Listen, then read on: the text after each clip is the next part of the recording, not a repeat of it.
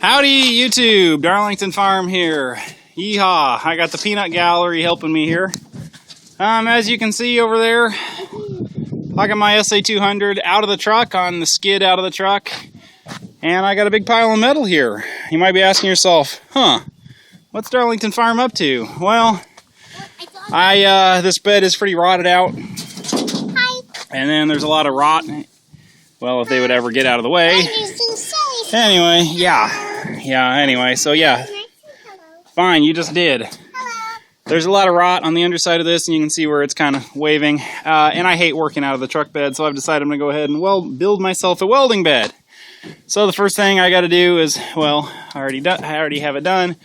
Get my skid out of there. Now I got to take this bed off here. It's fairly straightforward. I've been doing some research. It's just 6 bolts, 2 back here, 2 right there, weld it together. And then 2 up there. I'm gonna weld it together. Yeah, I know, he wants to weld it together. He's also claimed my new, hilariously expensive filtered hood. Yeah, so then you got to take the filler necks loose, which I've already had these loose whenever I replaced the rear tank. I guess the rear one loose. Take the wiring loose for the lights, and that should be it. I'm just going to take the forklift and lift it off. I was reading where I think 4 guys are supposed to be able to, pick it up and set it off it. I'm just going to use a forklift. Oh, I got to get my exhaust stack out of here too. Yeah, that's got to go. But this is going to get turned into my new welding rig. I had kind of noodled with buying a newer truck, but I don't know if how long this is going to keep going. So I'm just going to go ahead and throw the bed or build a welding bed for this one, and yeah, if things keep going the way they do, the next big thing will be get the shop built, which I'm hoping maybe this fall or next spring. I had wanted to get a shop built this spring, but I got busy with people with money wanting me to build stuff, and I just couldn't say no. So anyway, yeah, or I may actually just, if I get enough money, pay somebody else to put it up, but I haven't decided that. All my woodworking stuff is stashed in my barns. I haven't had a time to look at it. The first of the year, I started actually advertising and, changed over the business name to Peacefield Welding. And I have actually gotten busier and busier and busier. I have gotten to the point now where I've changed over to QuickBooks for my accounting. And, oh my God, do yourself a favor. If you've got a small business, get QuickBooks. It's awesome. Anyway, I'm going to get back to work here, start pulling this off. All right, YouTube. Well, I have to say I absolutely love having an impact wrench. That makes getting it off there a lot easier.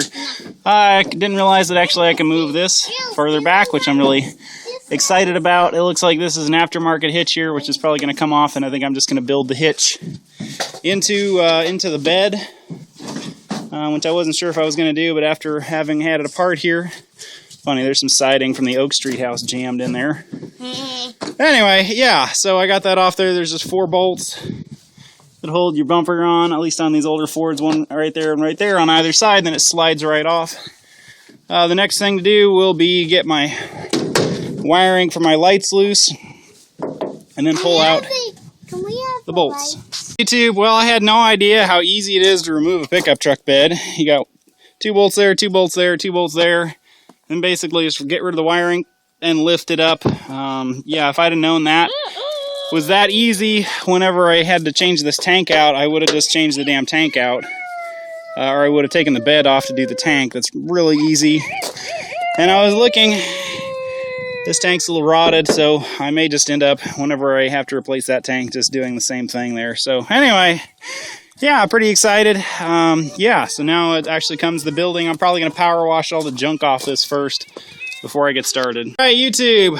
Well, I took the power washer to the ass end of this thing. Tried to knock as much funk loose. There's just anything in the Midwest like this just rots out. The frame on this has got some rust here and there, but it's not in too horrendous a shape. Actually, looks like somebody has replaced these 2 fuel lines at some point. And I should probably make sure that brake line is in a little bit better position there.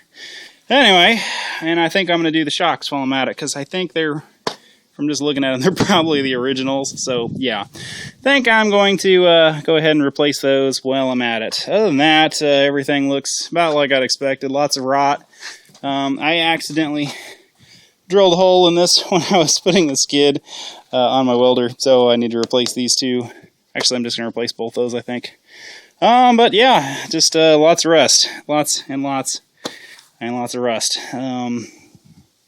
Yeah, if I'd have known how easy that was to take the damn truck bed off, I would have definitely done that whenever I did this tank, because that was an absolute nightmare, changing that damn tank over. But it's in now, so I guess it doesn't really matter. But if I were doing it, I would take the bed off. Anyway, I'm going to get back to this. I may go ahead and take this trailer hitch off, as it looks like it's only rated for 7,000 pounds, which I know I've definitely had a hell of a lot more than that on there. I've had easily double that and close to 20,000 on there at one point, which wasn't the smartest thing, but that's what I had on there. Anyway, I'm going to get back to it.